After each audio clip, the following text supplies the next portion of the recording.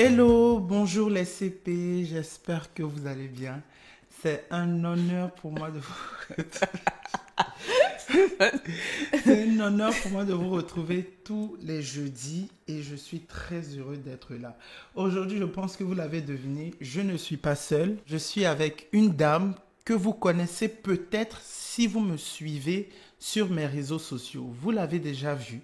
C'est une dame que vous connaissez, que je côtoie au quotidien maintenant depuis quelques mois. Je la laisse se présenter et je pense que certains vont voir de qui il s'agit. Bonjour madame. C'est de ça qu'il s'agit. C'est de ça qu'il s'agit. Bonjour Stéphane. Donc, comme tu disais, moi je suis chef Élise des Jums. Et vraiment, ça me fait vraiment plaisir que tu m'invites dans cette conversation intergénérationnelle. Voilà, exactement. Et vraiment, je suis ravie de partager ce moment avec toi parce Moi que aussi. déjà, je te regarde et je commence à rire. Je ne sais pas pourquoi, mais tu me fais rire. Et Non, ça, c'est un bon point, vraiment. Oui, non, ça c'est le don que Dieu m'a donné. Tu sais, Élise, quand les gens me regardent, ils rigolent parce que non seulement je suis beau, et, c'est ça. Je dégage beaucoup d'énergie, beaucoup de positivité, donc c'est normal. C'est voilà. ça, c'est ça. Vraiment. Aujourd'hui, le sujet que nous allons aborder, voilà, comme Élise l'a dit, chef Élise l'a dit, ça va être une conversation. Moi, je préfère, j'aime pas le terme interview et tout ça. Donc, quand j'aurai des invités, ça sera plus une conversation.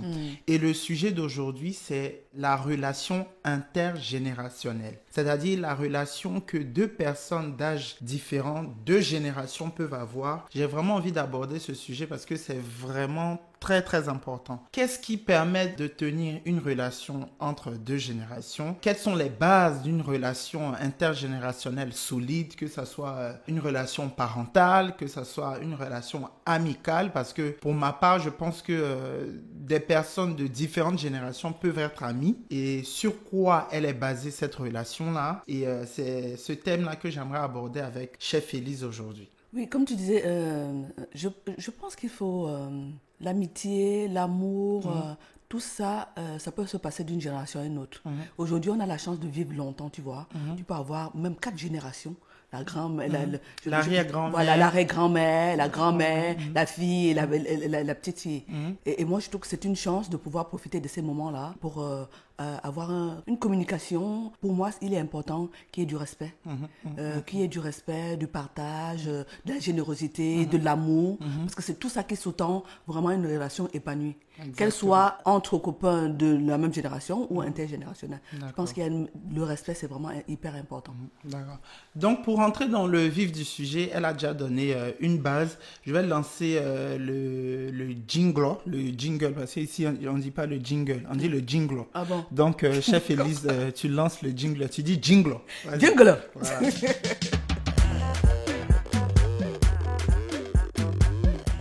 Donc, voilà, comme chef Élise l'a annoncé, je pense que dans toute même relation, il ne s'agit pas d'une relation même intergénérationnelle, une relation entre des personnes qui ont quelques mois qui les séparent, je pense que le respect, c'est vraiment très fondamental. important. Ouais, Voilà, ça. le respect, c'est vraiment la base de toute relation, qu'elle soit amicale, amoureuse, professionnelle, même une rencontre anodine par hasard, par exemple, quand tu veux prendre un renseignement avec une personne que tu ne connais pas, le bonjour est primordial. Absolument, le bonjour, le sourire, voilà, le sourire, ouais, tout ça c'est des prémices pour entrer en relation avec quelqu'un. Voilà. Et franchement, ça t'ouvre un panel de choses incroyables. Rien qu'avec le sourire, il m'est arrivé des choses incroyables, des gens que je connaissais pas. Rien qu'avec le sourire, j'ai pu obtenir ce que je souhaitais, tu vois.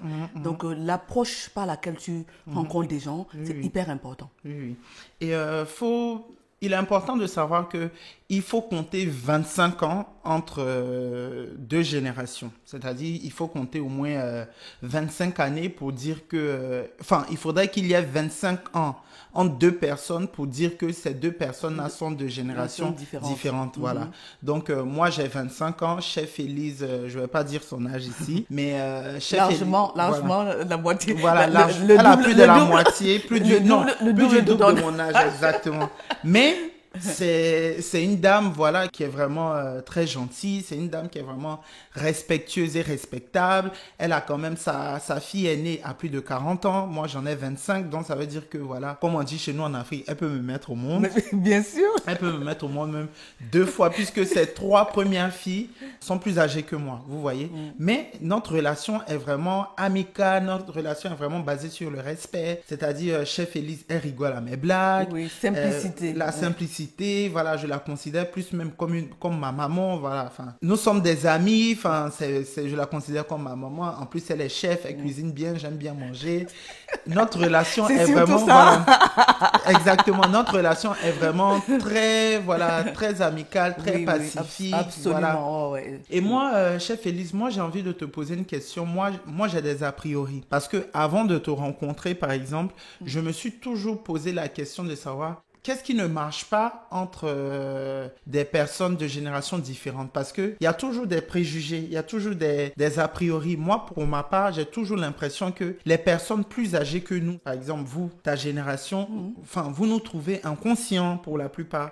Vous nous trouvez bêtes. Vous trouvez qu'aujourd'hui, les jeunes d'aujourd'hui n'ont pas d'ambition. Aujourd'hui, c'est la décadence et tout ça. Et moi, enfin, je ne sais pas si c'est un discours que j'ai déjà entendu, mais j'ai cette impression-là. Moi, j'aimerais avoir ton avis sur notre génération aujourd'hui, c'est-à-dire nous les jeunes qui ont entre, par exemple, 18 et 30 ans. Comment, enfin, selon toi, de ton point de vue, comment tu nous trouves? Quel aspect tu as de nous? Quelle idée tu as de nous quand tu nous vois aujourd'hui et tout? Enfin, moi, j'aimerais avoir ton avis. Alors, Stéphane, il faut placer chaque chose dans son contexte. L'idée selon laquelle nous étions dociles, nous étions travailleurs, nous étions excellents. Vous étiez des enfants parfaits, des jeunes parfaits. Tout ça, pour moi, c'est du pipeau. À chaque contexte, ses traditions, son éducation, etc. Et aujourd'hui, les jeunes sont plus dans la légèreté. On prend les choses, on vit l'instant présent. On fait pas des calculs à plus ou moins long terme. On se dit, ok, je vis l'instant présent. Dit que nous, les jeunes d'aujourd'hui. Oui, vous, les jeunes d'aujourd'hui. Vous n'êtes pas travailleurs, vous êtes impertinents, inconscients. Moi, je trouve que c'est aller vite à la besogne, tu vois. Il faut situer chaque chose dans son contexte. Nous sommes à l'époque de la mondialisation, tu vois. C'est-à-dire que tu peux être ici, l'information que tu as aujourd'hui, à l'instant T peut être la même information qu'on reçoit au pôle Nord. Pour moi, c'est énorme. C'est-à-dire que on ne peut pas avoir le même comportement, vous les jeunes, par rapport à nous de l'ancien temps. Et puis, je pense que nous, on était brimés. Parce que on était brimés, en fait. Brimés, c'est-à-dire? C'est-à-dire que fais des trucs, tais-toi, ne cherche pas à savoir si j'ai raison. Tu dois respecter. C'est-à-dire, en gros, le fait de respecter tes aînés, c'était comme si on te disait tu n'as pas droit à la parole. Voilà, c'est ça. Tu n'avais pas droit de contester. De contester, même si tu as raison. Même si tu as raison, il fallait dire oui, amen. Moi, je trouve que ça induit un certain nombre de frustrations et que aujourd'hui, mon petit-fils peut me dire, mamie, voilà, tu as fait tel truc qui n'est pas bien. Et moi, je ne vais pas prendre ça mal, tu vois. Mais je parle de moi, peut-être que d'autres grands-mères vont dire, pourquoi tu me parles comme Après, ça? ça dépend de la manière de le dire. Je pense que ton petit-fils, il ne va pas être comme ça devant ses copains et puis il va te parler sur un ton du style, toi, mamie, là, le truc que tu as fait là. Voilà, c'est ça. Je pense que c'est de ça que tu veux parler quand tu dis remettre les choses dans le contexte. Voilà, c'est ça. Et puis l'éducation aussi que tu as reçue. Nous n'avons pas tous la même éducation. Oui. Il y a des parents qui donnent des valeurs, vraiment des valeurs de base à leurs enfants. Et ça te poursuit tout le long de ta vie. Il y a des enfants qui n'ont pas eu cette chance d'avoir des parents qui sont là, etc. Soit les parents sont morts, soit ils n'ont pas... Ils n'ont pas de repères. Oui, il ne faut pas condamner les parents qui te disent, mes parents n'ont pas fait ça. Ils ont fait avec ce qu'ils ont. Vous savez, à ce moment-là, avec leur background aussi, leur éducation. Non, on ne demande pas à un parent qui n'a pas, par exemple, été à l'école il ne peut pas. Donc, il faut être indulgent, il faut être tolérant. Et on parle toujours du respect. Même si tu dis des choses un peu en contradiction avec quelqu'un, dis-le avec respect. Et vraiment, la personne va le prendre bien. Aujourd'hui, ce que je peux reprocher aussi, c'est que souvent on te balance des trucs... ça fait mal, quoi, quand ton enfant te dit un truc de manière impertinente, vraiment, à la limite de comment dire... L'impolitesse, en fait. L'impolitesse. Oui. Même s'il a raison, tu vas prendre ça de mal. Par contre, si tu te dis ça avec respect, en t'expliquant les choses, en t'expliquant qu'on est dans un... les choses ont évolué, les choses ont changé. Tu vas mieux comprendre.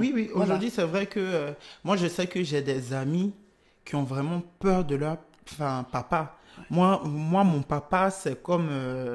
j'ai pas envie de dire c'est comme mon ami. Non, mais tu peux le dire. Oui. Enfin, c'est comme mon ami parce que on parle de tout et de rien. Notre relation est amicale. Moi, je sais que quand j'étais à Abidjan avant de venir en France, quand je partais rendre visite à des amis, quand, par exemple, leur papa n'est pas là, on est assis au salon. Et ils ont une attitude différente. Ouais, ils ont une attitude. Mais quand ils entendent papa arrive, c'est une autre personne. C'est-à-dire, c'est comme si, en fait, je sais pas, j'ai envie de dire, le méchant arrive, en fait. C'est-à-dire, il faut se mettre dans une case, il faut être tranquille. Et je me suis toujours posé la question, j'ai dit, mais attends, soit ton papa est méchant parce que tu ne peux pas avoir peur de ton papa comme ça. Moi, j'ai pas peur de mon papa. Moi, mon papa, c'est mon père, je n'ai pas peur de lui, je le respecte et tout. Mais moi, mon papa, quand il est à la maison, je suis à l'aise. Oui, voilà. Quand il n'est pas là, ça change rien, tu vois. Ben oui. Et mon papa, je veux dire, quand mes amis sont là et tout ça, il est comme avec moi, pareil avec mes amis. La manière dont il se comporte avec moi, c'est la même chose. C'est de cette même façon qu'il se comporte avec mes amis. C'est-à-dire, comme moi, je suis à l'aise, quand mon papa est là, mes amis aussi, pareil. C'est-à-dire, il est là, souvent même, et ça aussi, on parlait de respect. Ça aussi, c'est une preuve de respect. C'est-à-dire, je suis assis au salon avec mes amis, il se déplace. Oui. Lui aussi, quand il est au salon avec ses amis, moi aussi, je me déplace. Oui, ils ont leur conversation, il a son espace. Pareil aussi pour moi. Mais j'ai remarqué que chez certains camarades, c'était vraiment différent. Et jusqu'à aujourd'hui, je n'ai jamais compris pourquoi. On parlait de l'éducation, Stéphane. C'est que l'éducation, souvent, le papa est vu un peu en Afrique. Peut-être ici aussi. En Afrique, comme celui qui est méchant. Oui, voilà. Dans certaines familles, dès que le papa arrivait, c'était la débandade. Tout le monde fuyait dans les champs. Et c'est une sorte de stress. Et tu grandis avec ça. Et quel est le transfert que tu fais à tes enfants? C'est-à-dire que tes enfants aussi, un jour, tu vas reproduire. En fait, par exemple, je sais que la figure maternelle en Afrique, le plus souvent, le papa, c'est celui, par exemple, qui te corrige. Quand on dit qu'il te corrige, c'est-à-dire lui... Comme on dit, il ne rigole pas. C'est-à-dire, le papa, lui, il n'est pas là pour rigoler. Lui, il va faire ton éducation. Mais quand je dis faire ton éducation, c'est-à-dire, il va être toujours là pour te reprocher les choses et tout. Moi, je sais que j'ai des amis qui n'ont pas de loisirs avec leur père. C'est-à-dire, le papa, le papa est là pour gronder. Il gronde, il rigole pas, en fait. Le papa, c'est le chef. Quand on dit le chef de famille, c'est pris au mot, en fait. C'est-à-dire, le papa... On ne lui dit rien, on ne lui tient pas tête. Le papa, il donne des ordres, il fait tout ce qu'il veut et tout. Et toi, l'enfant, tu es petit devant ton papa. Voilà, d'où un certain nombre de frustrations en grandissant. Moi, je trouve que c'est que mon point de vue. Je pense que le papa doit changer sa façon de faire, d'être avec ses enfants. Parce qu'on a dit, il donne certains papas n'aiment pas tous. Non, bien sûr. Certains papas doivent changer la façon d'être avec leurs enfants. Même certains ton enfant ne doit pas avoir peur de toi. Parce que moi, je pense que la maison familiale, l'endroit, c'est un endroit safe. C'est-à-dire que quand tu rentres chez toi là, tu sais que tu peux te permettre un certain nombre de choses. Tu peux dire des choses, être épanoui, être ouvert, discuter avec tes parents. À telle enseigne que si même tu as tellement souvent peur de tes parents, ou surtout du père, que quand il t'arrive quelque chose, tu n'oses même pas venir lui dire, voilà papa, voilà ce qui m'est arrivé. Tu as toujours peur de sa réaction. Et je pense que les parents doivent rentrer dans une autre dynamique avec leurs enfants. Et quand tu arrives, c'est apporter du bonheur à tes enfants. C'est pas parce que quand tu arrives, on va fuir. Qu'est-ce que ça veut dire fuir? Et tout le monde, on disparaît, quoi. Moi, je sais que c'est quelque chose qui m'est déjà arrivé, c'est-à-dire quand papa arrive, tu vois. Mais ça, c'est quand, par exemple, le salon est désordonné. Là, on dit, papa, il faut ranger et tout ça. Mais ça, c'est toujours sur un ton drôle et tout, mais tu vas pas fuir. Moi, je sais je connais des gens, quand le papa est au salon, il ne passe pas. Tu fais le tour de la cour et tout. J'ai dit, mais attends, il ne passe pas, c'est clair. Donc, une autre question ici, chef Élise, c'est que comment tu vois, en fait, pour toi, comment tu vois les générations à venir? Parce que c'est vrai que nous, notre génération, c'est plus Internet, les réseaux sociaux et tout ça. Quel est pour toi ton point de vue sur l'avenir des générations futures? Comme tu disais, Internet, franchement, je pense que Internet, c'est bien. Hein. C'est vraiment un outil fabuleux où on peut... aujourd'hui, il y a le Covid. Et je pense que les gens se réinventent par rapport à Internet, etc. Il y a des nouveaux métiers qui vont apparaître. Si. Mais je dis que ça tue un peu la relation humaine. Tout le monde est concentré. Tu rentres dans le métro, par exemple, tu vois, tu peux te faire même agresser dans le métro. Personne ne va te regarder parce que tout le monde est focus sur son téléphone. La relation humaine est un peu mise de côté. Et à mon sens, il faudrait rétablir cette discussion, ce dialogue, etc. Et la télé. La télé, dans la maison, quand on mange, pour moi, la télé n'a pas lieu d'être. On met la télé, ça coupe toute conversation, tout le monde est focus sur... Souvent, ce n'est pas des informations qu'ils nous apportent. Si. C'est des informations violentes. Moi, par exemple, à la maison, je vis avec Gigi, mon petit frère. On n'a pas de télévision, par exemple. Et souvent, quand nos amis viennent à la maison, mais vous n'avez pas de télé et tout. En fait, pour eux, c'est choquant. Ils te disent, non, on n'en voit pas l'utilité. Parce que Gigi a son ordinateur, moi j'ai mon ordinateur. Chacun on a nos téléphones portables, tu vois. Oui, c'est déjà pas mal. Voilà, c'est déjà pas mal. Donc, la télévision même, on a des chaînes de télé qu'on regarde sur nos ordinateurs. Et c'est vrai que moi, Gigi et moi, avant d'avoir notre appartement, on vivait chez notre oncle, tonton Olivier. Et avant de manger, repas à table le midi et le soir, la télévision est éteinte. Et nous sommes assis à table, on discute et tout ça. On parle. Et ça, c'est une très bonne habitude qu'on a gardée, oui. Très, très bonne habitude, parce que la télé, franchement, ça tue la conversation, ça tue le dialogue, ça tue un échange quand tu rentres à midi ou quand tu rentres le soir. Qu'est-ce que tu as fait? S'il y a la télé là, tu vas être focus. La télé, attention, ayant un rapport distant avec la télé, parce que la télé, là, pour moi, elle abrutit les gens. Non, mais après, là, la question que je t'ai posée, il n'y a pas que la télé pour les générations à venir. Il y a plus, les réseaux sociaux. Les réseaux sociaux et les réseaux sociaux, moi, je dis tout ça, c'est bien. Mais les réseaux sociaux sont un peu trompeurs. Tu vas voir quelqu'un sur un réseau social. Un réseau social, là, c'est ça. Un réseau social. Un réseau social qui va être dans le monde, dans tous ces machins. Alors qu'au fond... Dans tous ces avantages. Au fond, qu'est-ce qu'il y a? C'est creux. Tu vois? Il ne faut pas que ça nous amène, ça te trompe sur ta propre vie. En fait, la personne a envie de montrer ce qu'elle a envie de montrer. Oui. En fait. Est-ce que c'est vrai? Bah oui, non. Le plus souvent, non. Oui, souvent, c'est un assemblage, c'est comme une belle, jolie boîte dans laquelle c'est vide. Il faut faire attention aux réseaux sociaux. Avant, je n'avais pas compris ça. Tu es sur Instagram, tu es suivi par machin, tu penses que tu es le roi du monde. Alors que c'est... C'est quoi ta vie en fait? Est-ce que tu gagnes bien ta vie? Est-ce que tu es capable de te nourrir tous les jours? Est-ce que tu es capable de vivre dans un espace safe? Est-ce que tu es Voilà, c'est ça que je veux. Si Internet peut t'amener à subvenir à tes besoins, être quelqu'un de formidable, moi je dis oui. Mais si c'est pour couvrir un mal-être et cacher ta propre vie, que tu n'ailles pas chercher à t'épanouir autrement, moi je dis que ça peut être un danger, tu vois. Ça peut être un danger. Et aussi attaquer les gens par le biais d'Internet, pour moi, je trouve que c'est lâche pour moi. C'est lâche. Ouais. Laissons les gens s'épanouir comme ils veulent. Chacun a sa propre personnalité, chacun a ses propres troubles. Mais de là à venir insulter les gens, non. Non, mais sur Internet, c'est vrai que les réseaux sociaux aussi, véritable poison. Hein, parce qu'il y a ce qu'on appelle les trolls. C'est-à-dire, tu as des gens qui sont sur les réseaux sociaux spécialement pour insulter. Il y a ce qu'on aussi appelle le phénomène des faux profils.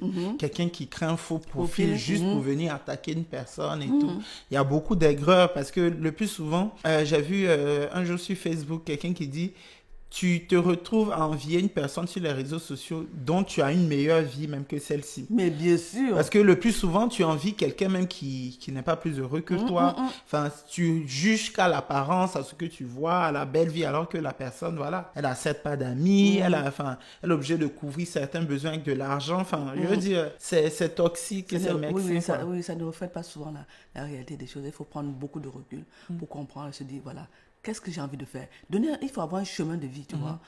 Avoir des ambitions dans la vie. Et ouvrir ton machin. Croire à la loi de l'attraction dit qu'à partir du moment où je ne blesse personne, je travaille. En fait, on ne peut rien avoir sans travailler. Oui, et le travail, c'est pas tu te lèves le matin, tu mets sur les réseaux sociaux et du jour au lendemain, tu deviens millionnaire. Il ne faut pas croire ça. Hein. C'est beaucoup de travail, beaucoup d'abnégation. Donc, il faut faire attention à l'approche que tu as par rapport aux réseaux sociaux. Vraiment, c'est très important. Oui. Merci beaucoup, chef Élise, d'avoir participé à ce podcast. J'ai été vraiment ravi d'avoir cette conversation avec toi. Est-ce que, là, je ne vais pas te demander un conseil à proprement parler. Moi, je pense que, si je peux me permettre de donner un conseil aux personnes de votre génération, c'est de nous écouter. Oui. Voilà. Je pense que ça, c'est vraiment c'est vraiment ce que j'ai envie de vous dire. Parce que s'il y a des gens qui écoutent ce podcast qui sont d'une génération différente que la mienne, une génération un peu plus grande que la mienne, c'est écoutez-nous, en fait. Parce que j'ai l'impression que vous avez tendance à tout savoir. Vous avez tendance à avoir, comme on dit, respecter les gens qui ont vécu. Voilà. On dit toujours que, quand... une personne est adulte, elle sait plus que toi, elle a beaucoup plus d'expérience. Pour moi, ça ne justifie pas tout. Certes, tu as vécu plus d'années que moi, mais je pense que j'ai aussi des choses à t'apporter, j'ai aussi des choses à t'apprendre. Et c'est vraiment ce que j'ai envie de dire aux parents, aux personnes plus âgées que moi. Écoutez-nous, nous les plus jeunes, parce que souvent on a des choses pertinentes aussi à vous dire, mais vous êtes braqués sur le fait d'un âge avancé, vous êtes, pour vous connaissez tout, alors que vous êtes souvent à côté de la plaque et on a souvent beaucoup de choses à vous apprendre et à vous apporter. Oui, absolument, je suis d'accord avec toi. Et dire qu'aujourd'hui, on revient sur Internet, c'est-à-dire que tu peux voir un enfant de 5 ans aujourd'hui qui sait plein de choses, qui n'a pas vécu autant que toi, mais qui sait plein de choses mieux que toi, tu vois. Il faut accepter que, oui, l'expérience, l'expertise vient avec l'âge, mais on peut apprendre aussi des choses assez rapidement aujourd'hui et être même au fin fond de n'importe quel village, on peut avoir à partir du moment où on a envie d'apprendre, d'avoir cette expertise sans forcément avoir vécu. Tu vois. On va essayer de vous écouter, Stéphane. Il n'y a pas de souci. Oui. En tout cas, vous avez intérêt. Merci beaucoup, Élise. Mais je t'en prie, c'était un plaisir. On se retrouve. Élise aussi a un podcast. Oui. Tu peux en parler. Oui, je vais essayer d'y travailler et d'apporter des sujets pleins de légèreté sur la femme, la jeune femme, la femme plus âgée, etc. Pour dire que vraiment la vie est belle et rester authentique. Voilà. Le podcast de Élise s'appelle E égale MC2. Elle fait ce podcast avec sa sœur Marie-Claire, donc Élise égale MC2, donc les deux femmes ensemble et tout. Donc c'est le podcast de Élise, E égale MC2. Vous pouvez retrouver Élise sur son podcast où elle traite de différents sujets. Sans tabou. Sans tabou, exactement, avec sa sœur. Merci beaucoup, Élise, et on se retrouve, les amis, la semaine prochaine pour un nouvel épisode. Oui, prenez soin de vous. Au revoir. Bisous. Upgrade Podcast, une société du groupe Upgrade by les Jums, vous a présenté l'Excès Podcast, une production autour de l'humour présentée par Stéphane Sacré. Rendez-vous sur upgradepodcast.paris pour découvrir tous nos autres podcasts.